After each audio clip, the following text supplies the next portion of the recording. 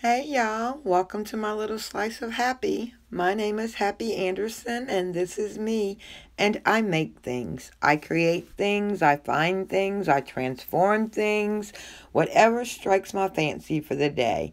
I certainly appreciate you being here, and if you would be so kind as to hit the subscribe button, that would mean the world to me. So without further ado, let's get into today's project.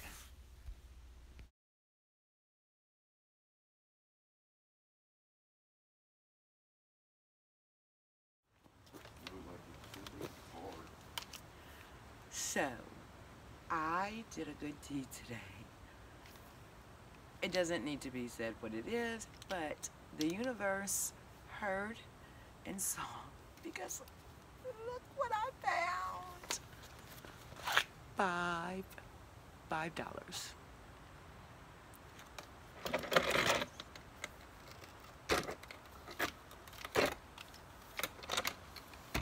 I'm gonna take you guys down because there's even original tags. So, this has the chair numbers. So here they are. Let's take a really good look at them. The seats are in really, really bad shape. And there is actual damage on the chairs. My husband and I went round and round. My family tends to like the age to show on pieces of furniture. It did have the original tags. As you can see, it was the Sheridan Chair Company. But these caps, so if I was selling these, I would definitely remove them, clean them up. You can use Barkeeper's Friend to clean them. My husband, I knew that I was going to probably gift these to my husband for our anniversary. So I was asking his opinion. And he did not want me to clean up the brass tips. So, in the end, I didn't. He also did not want me to fill in any of the tack holes. And there was probably 200 to 250 tacks in each of the chairs. And in the end, I did not fill in. But if I were going to sell these, I definitely would have filled in all the tack holes and removed those brass feet, gave them a good cleaning, and then reattached them. But like I said, they were a gift for him, so without him knowing, I did clean them up somewhat, but I didn't take them off and actually keep them with Barkeeper's Friend. So again, here's one last look at the chairs before we begin the arduous process of refinishing them. Okay, first things first, let's flip them over and get these seats off.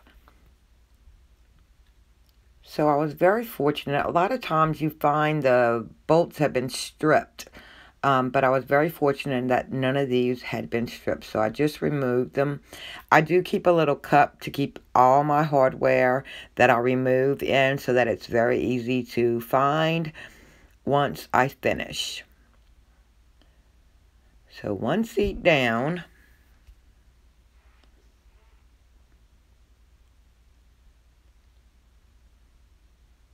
These chairs are actually pretty heavy. They're solid walnut and quite heavy. And I was very fortunate in that they didn't need any gluing. So I must tell you that this process actually took me about an hour and a half to an hour and 45 minutes per chair. I have what's called a tack remover, and it very easily helps you lift the tacks. But I don't know why it did not work on this. And so I took to a putty knife and trying to get underneath the seam, because I thought somehow if I could lift the first tack, it would somewhat pull out the others. But that was not the case, y'all.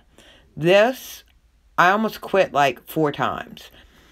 I ended up using a combination of things. I had different size trowels, and I was just trying to get underneath it. I somehow felt like the lip of it, if I could get underneath it, I would be able to start.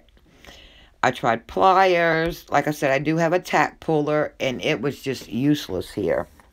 In the end, I end up cutting this orange one and then going back and doing what I'm doing, and it helped.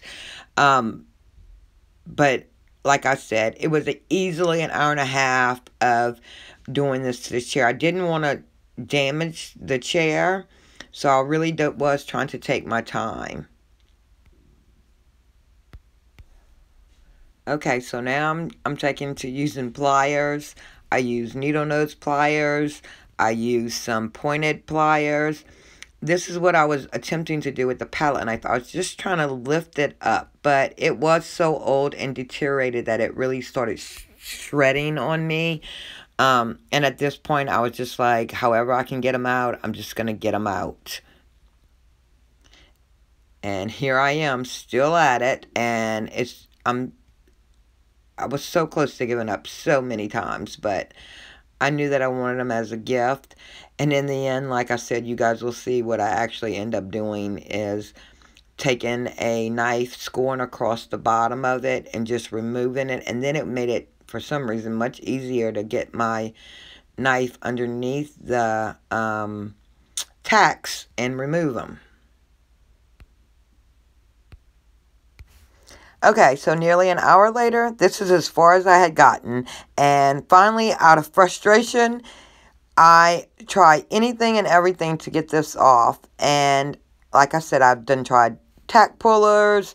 I was trying to be patient. I really didn't want to damage the wood. But then ultimately I decided that they had over 200 tacks in it. So there's already going to be damage to this underside. So what I end up doing is taking a razor blade and slicing through, which you'll see here shortly.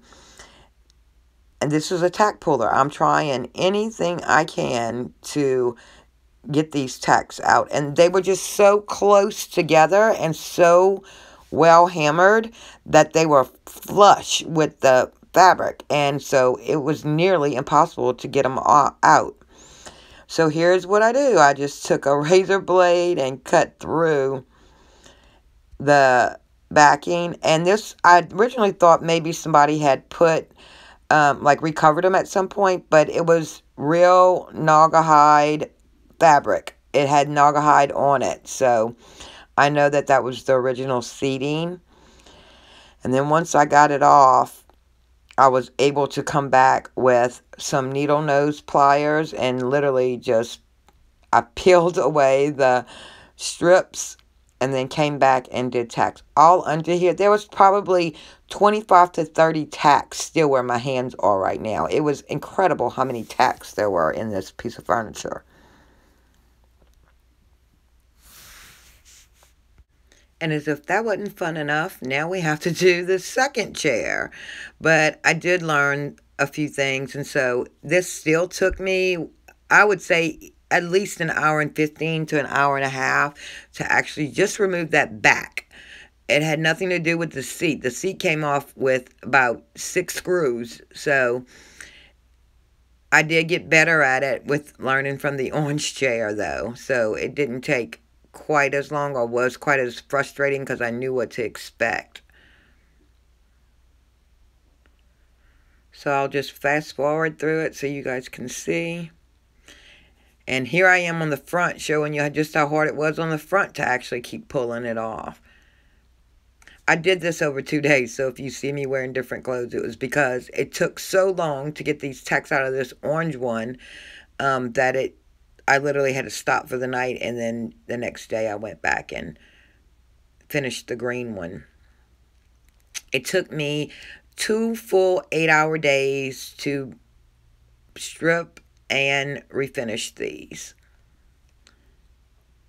But the result was so worth it. You'll see in the end. Alright, enough of this. I'm going to fast forward so you guys can know. Just know this was not easy. Here I am. You can see I'm using pointed nose pliers and just one by one taking out these hundreds and hundreds of tacks. And after what felt like a lifetime, finally redone. I took it off. Now on to sanding. So sanding, I decided to use an orbital sander and hand sand on most of the round spots. So I started with a 1 120 grit sandpaper and took my time and let it actually, the sander, do a lot of the work, and just meticulously went over as much of it as I could with the 120. Then I went to 180, then I went to 220, and then I went to, I think it was 240 is what I ended up using. Also, this is me just changing out sandpaper from the 120 to the 180. And in between coats, I did wipe down the chair with a, you can either use a microfiber towel or a slightly damp cloth. I prefer the microfiber towel until the very end, and then I will use a damp cloth because the damp cloth can raise the grain of the wood a little bit. And so if you do use a damp cloth, you definitely don't want wet, you just want damp. You will need to sand afterwards. So this is me wiping down in between sands, in between the sanding of the different types of sandpaper, and then I'll switch to the 220 and then again sand it all down. Just take your time and know that you'll have these chairs for a long time, so if you're going to take the time to redo it, then go ahead and redo it right. I was very fortunate in that this did do a lot of the round areas where it's not always possible to do rounded, but here you see me hand sanding. I just hand sanded the entire piece with the final grit so that it would have a very smooth finish. And sometimes you just don't realize it, but you do miss a lot of spots. So here I am actually using the damp cloth, and it's going to raise the grain a little bit. So just make sure that I wipe it really, really good. And I decided to put painter's tape over the brass stops on the feet so that I wouldn't mess them up when I was sanding. All right, one last wipe down and hand sand before I apply Danish oil. So I chose Danish oil because I just like the way it protects and it's easy to apply. Okay, here's me applying coat 1 of the Danish oil. So I just liberally apply it in the direction of the grain. I'll let it sit for about 30 minutes or so, and then I come back and I'll wipe off any excess there is. Sand down with a 400 grit sandpaper, and then I reapply. I ended up putting 5 coats on this. It just, the first couple, it just seemed to soak up. So I wanted to make sure that it was really well protected. And the Danish oil really did bring out the beauty of the chair. And there's many finishes I could have did. Could have did a polyacrylic on it. But ultimately I decided that I liked the finish that this was. And so I just continued to use it. Don't you think they come out great? I am just so pleased with how they turned out. And that Danish oil really, really helps. To me, it brings out the golden tones, which is what I was, I didn't want red tones. I wanted golden tones. And the Danish oil really seemed to do that for me.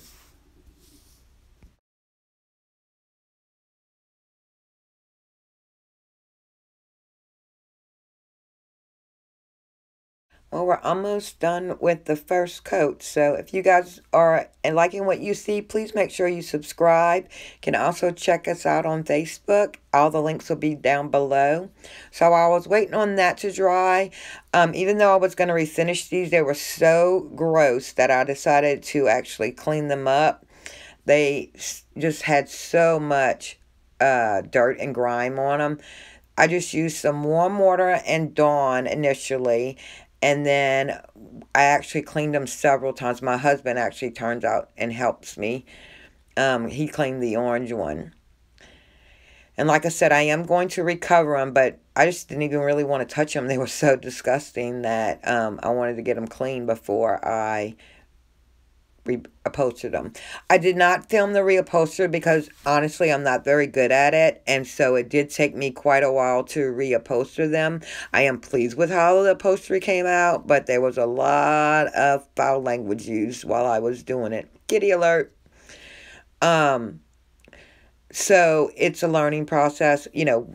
Perhaps in another video I'll actually use, I'll film myself recovering, because I have recovered a few things. These just had to be completely removed, and again, all the tacks that were in place, just, it was a total nightmare, but I did manage to get it done. Okay, so now that I've wiped off the excess, it's time to apply another coat. So here's coat 2 of the Danish oil. And again, I'm going with the grain. I'm applying a liberal amount. I don't want it dripping, but you definitely want a pretty fair amount on your rag. You can use, I used the old cotton t-shirt to apply it. You just want something that's lint-free. So coat 2 is on. I'm going to let it sit for a little while, wipe it back, and now we're on to coat 3.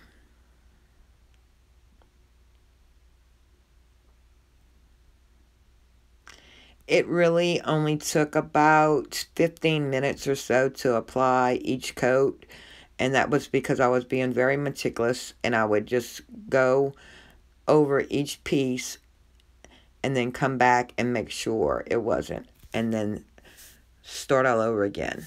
Well, y'all ready for the reveal? Here they are. I'm absolutely stunned by how beautiful they came out. So my husband is in total love. He has no idea that I am gifting them to him for our anniversary. So he thinks that I'm selling them. So I did have a dilemma because, you know, I was going to sell them. But seeing how much he loved them, I knew that I would immediately gift them to him for his anniversary gift. These are the before. Let's take one last look at them. And thanks so much for hanging out with me and watching. Please make sure you subscribe. I appreciate you all, and I'll see you next time.